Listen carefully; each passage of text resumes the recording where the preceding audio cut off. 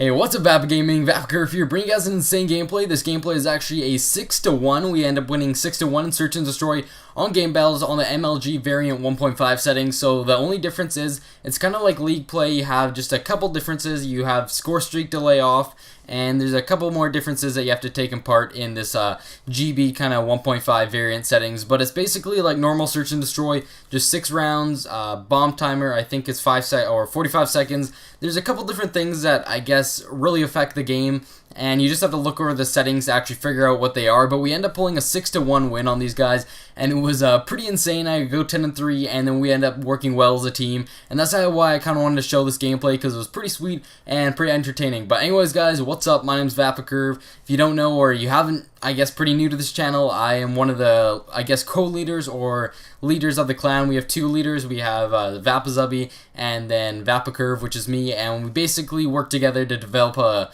competitive clan like we have here. And today's video is just going to be kind of a tips and tricks video, talking about a few things that I think will really help you improve in game battles and in League play Search and Destroy, because we have stuff like game battles, and that's where a lot of I guess higher ranked, if you're really good at League play, you could probably consider playing game battles, because game battles is like the next step up after League play. This is where you can actually go play for money. So it's actually a pretty cool thing. I love game battles. It's pretty awesome.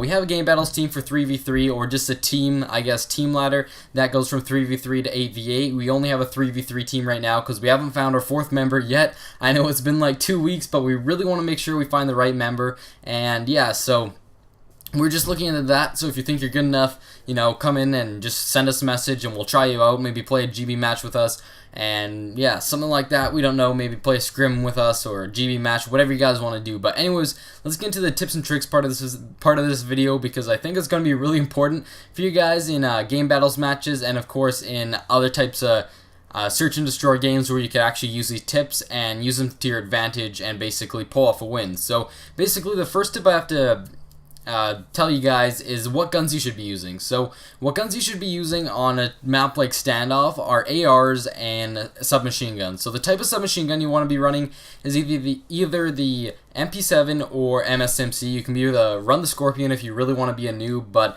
I usually like to run the MSMC or MP7. That, I guess, is a pretty good gun, kills enemies in a good amount of time, and then that you would use the MSMC or the MP7 if you're going to be rushing the bomb. So if you have the bomb and you're going to be planting the bomb, basically called rush planting. So you're going to take the bomb, you're going to rush it to a bomb, and you're going to plant it. You want to run a gun like a submachine gun so you can get to the map bomb fast and plant it. But now let's say you're defending. So let's say you're on the defending side. You want to use a gun like the AN-94 or M8 due to the fact that you're going to want to camp a little bit more than you would when you're planting the bomb. Because when you're planting the bomb, you usually would have somebody with 2 submachine guns. Like if you're playing 3v3 right now like we are, we have 2 people running submachine guns, and then we have 1 person running an AR to cover us when we go rush plan. And then let's say on the defending side, we're going to switch it up. We're going to have 2 people have ARs, and then maybe if we're playing 4v4s, we'd have 1 person being a sniper, or we'd have 1 person being a submachine gun. So what you have to do is on defending, make sure you have more ARs or AR players than you do submachine gun players.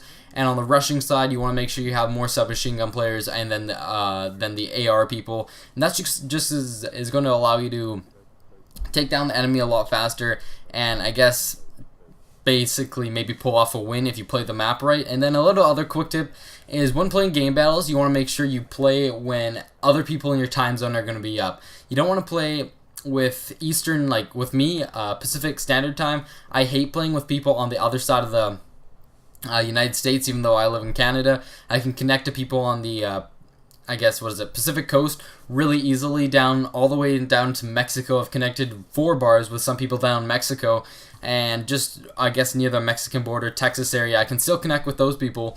But with people on the east side or Eastern Standard Time, their connection is horrible when I'm playing with them in GB. So one other tip, make sure you're playing in the correct time zone you are. Anyways, guys, hopefully you enjoyed the commentary. Subscribe to VapaGaming. Peace.